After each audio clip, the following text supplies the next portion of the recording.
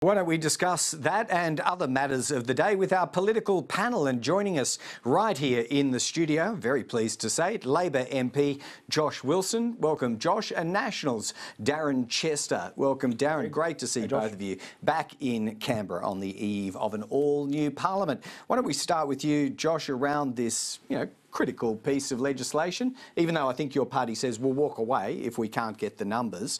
Listening to someone like Adam Bandt and the control that he has in the Senate, do you feel like legislating the 43% is within your grasp?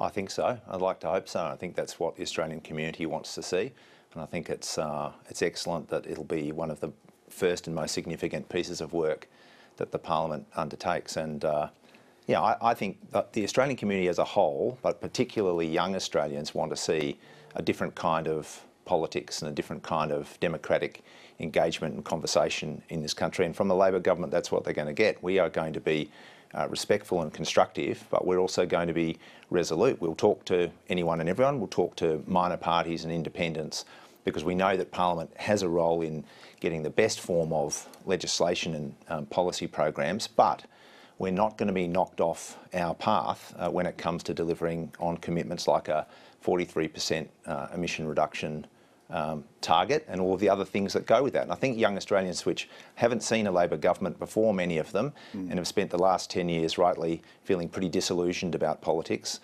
can look forward to a different tone and approach in this Parliament, and finally action on climate change and on energy. Do you acknowledge, though, there's something very heavily symbolic about enshrining those numbers in a piece of legislation, though? It doesn't bind a future Parliament or a future government. If we had a change of government in any way, they just come back in and revise the numbers, don't they? Well, that's the nature of legislation. I mean, parliaments do not bind future parliaments. That's not how our system works. Anyone can come along and revisit legislation down the track. But which raises the question, why do it? I think Chris Bowen's acknowledged himself, you don't need it, but we kind of want to do it for other reasons, I guess. Well, there's a whole series of benefits, and let us not in any way underestimate the enormous benefit of clarity and certainty in this space, a space that has been one of the worst for chaos and indecision. I mean, the previous government, 22 energy policies, none of which landed. So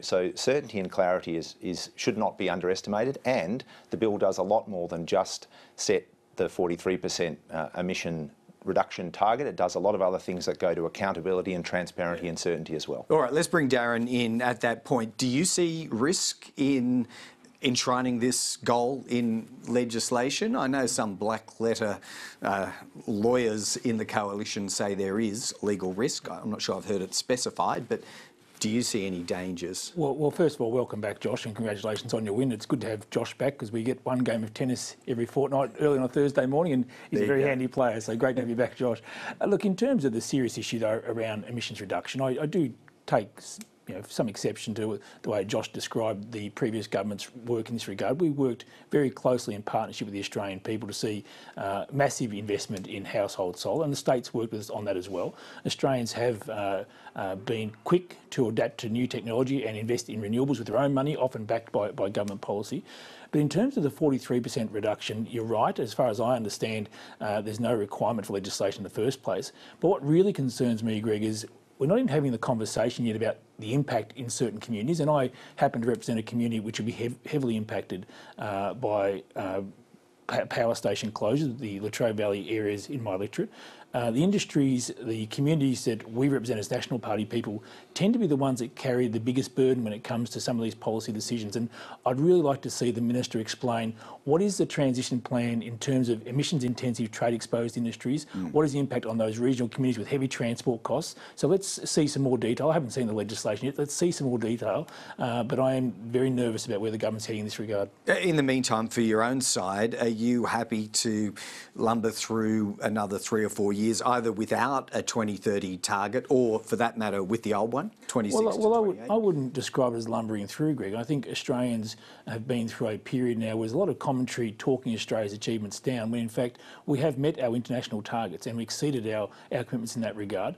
The policy we took to the last election in terms of a technology-based approach was well received in many parts of the Australian community. So this is a line ball election result in many regards. There are people on either side of these equations, so we shouldn't assume that everyone's heading down the extreme green pathway. And I'm very pleased that Labor won government in its own right, because it won't be dictated to so much by the Greens. Now, the problem for them is, in the Senate, the Greens are going to seek to extract their more extreme policy positions. And what concerns me is, we have our most left-wing Prime Minister in a generation. All the great Prime Ministers in my lifetime have moderated their own ideological beliefs back towards the middle, because most Australians are somewhere about the middle. Centre-left, centre-right, about the middle. I think Prime Minister Albanese needs to be very careful he doesn't go too left-wing and leave a lot of Australians behind him. All right, well, I'm sure you'll be there to mark his card if so. He's been pretty resolute, though, about the 43%. He's not going to be dragged around by the Greens, he says on that. Why don't we move on to the Building and Construction Commission. Josh, you heard your fellow West Australian Michaelia Cash talking fire and brimstone there. Is there risk that a thriving construction industry, you only have to look at the cranes in any given city on any given day, could be nobbled by the removal of this watchdog? I mean, seriously, Greg, as far as what the Australian people want to see, which is, I think, a different kind of politics, we could do with a lot less of that fear-mongering and hyperbole. I mean, it's just ridiculous. The ABCC in many respects has been ridiculous. The minister's conduct in the past in some instances has been ridiculous, and those claims are ridiculous. I mean, what we have had under the previous government is a boots and all attack on working people and on their representatives. And what has that delivered? What has that delivered? It's delivered 10 years of stagnant and falling real wages. We are at a point presently where wages as a share of the national economy have fallen to their largest point on record, while profits as a share of the national economy at their highest point on record. So, but they say something like a 90% success rate with ABCC referrals to the courts, $5 million in recovered wages from building operators. This is Michaelia Cash crediting these statistics to the ABCC. Does it have a legacy of contribution to the sector and its workers? Well, that is self-interested cherry picking in the extreme. And of course, the now shadow minister obviously won't reflect on the time when the conduct of the ABCC was found to be unlawful and a series of other things that were frankly disgraceful. So, I mean, one of the things we need to have a constructive and sensible approach in almost every area of policy, and this is one of them. I mean, I frankly don't think that the construction industry would agree with or enjoy the kind of flamethrower approach that the Shadow Minister has indulged in today. We are making some changes, first of all, to the code, but ultimately to the ABCC as a whole, because it has essentially been something that was just created to do the ideological dirty work of some people who think that unions are next to Satan and don't care about the fair pay and working conditions of ordinary Australians. Well, we can't say we weren't warned, Darren Chester. I think this was in the Labor platform and they won. So goodbye ABCC. To do what? Bring it back in the event of a future coalition government? Well, we've seen this play before, haven't we? Well, I, for one, don't think unions are next to Satan. You'll be happy to hear, Josh. I think unions can play a very important role in the workforce. I am very concerned, though, by this move. I look at the family-owned businesses in the construction sector. I look at some of the independent contractors and tradies who have raised concerns previously about the lawlessness and the incredibly poor behaviour by some in the construction sector. And this, I guess, goes to my earlier warning to the new Prime Minister is don't be dragged too far to left. Don't have yourself associated with people like John Setka and the CFMEU, who has been found guilty of some appalling behaviour in the past.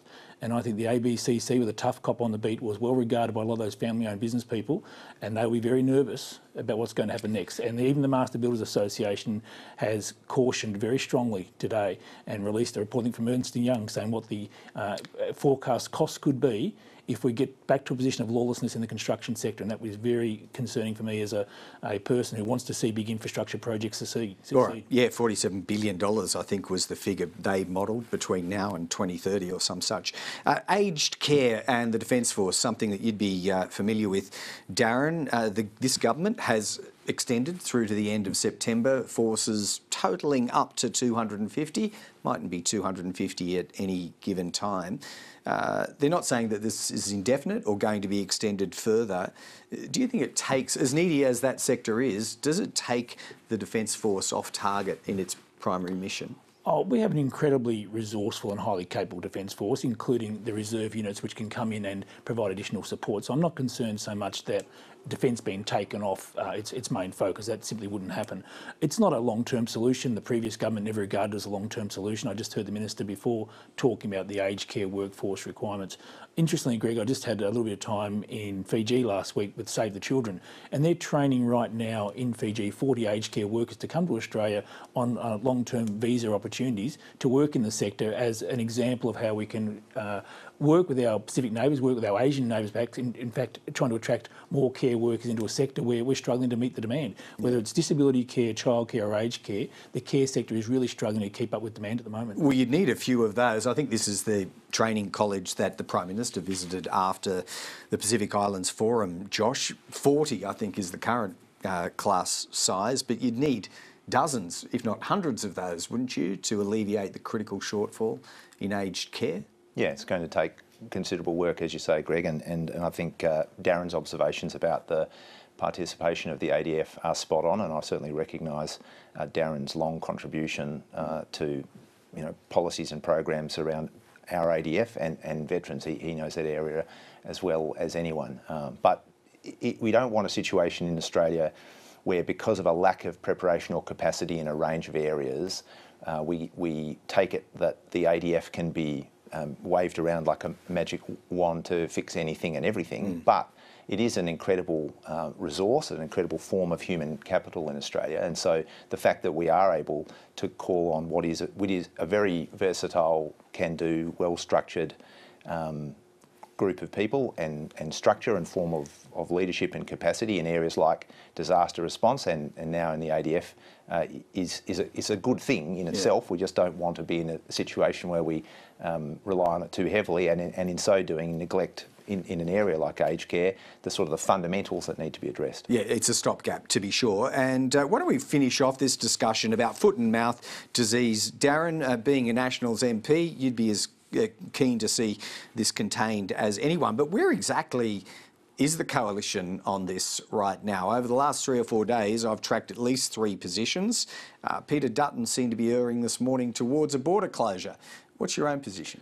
Well, I think every Australian should be concerned, and rightly concerned. We're talking about an industry with faces potentially $80 billion risk if this dreadful disease makes it to our shores. So we really do need to be incredibly vigilant in that regard. Look, I fear the Minister was a bit slow in the early stages to react to some very constructive suggestions around foot mats for people to be sanitised as they went through the airports, but that's in place now and I welcome that decision. I think in moments like this, Greg, and I think there's an opportunity here for the new government to show a change of tact where it is an issue of largely bipartisan interest, an issue where there are skills across the parliament, forming a task force across the parliament with people with those skills in those areas to get a diversity of views where everything's on the table rather than just relying on one minister and one department, because there's a lot of expertise out there in the parliament but also in the community from people, for example, who served in the UK during their last outbreak. Some of those former vets who have some really constructive suggestions about how you get on top of it. One of the things I'd love to see, Greg, is a real outreach from more Australian trained veterinarians into Indonesia to help out on the ground. This is a dreadful disease. If it gets here, it's going to be devastating, and everything we can do to try and stop it even getting to Australia in the first place is so important. And the Minister really shouldn't be proud, should call out all the stops, should look around to see who's got the best ideas in this regard and find out how we can get on top of it. But I would say one point, the Smart Traveller, there's a Smart Traveller website where people check online to see what the conditions are like overseas, doesn't even mention foot and mouth disease at the moment in Indonesia. And that's a sort of practical thing we should be informing Australian people before they even travel. Right. Well, Darren's suggestion might be cooperative in nature and by design, Josh, but could you see that working, given what I've already alluded to, some somewhat contradictory positions from the other side? Would you welcome, a cooperative bipartisan approach to this? Yeah, of course I do. Of course I do. I mean, we do need to move, and I think we have the capacity to move to a different way of conducting ourselves in this parliament. I think it's what the community wants. I think what Darren's just said makes perfect sense. I know that the Minister, Murray Watt, he's been working day and night on this and a number of other issues, and he would be the first person to take constructive suggestions on board. I mean, I think maybe not on border closures with Indonesia, though. I mean, that one seems... Well, I don't know exactly who's saying that. I mean, the National Farmers Federation are not saying that. There's been a little bit of that flying around, but the measures that are in place presently, and they have ratcheted up over the days, are among the most concerted biosecurity measures that we have put in place for this kind of thing ever.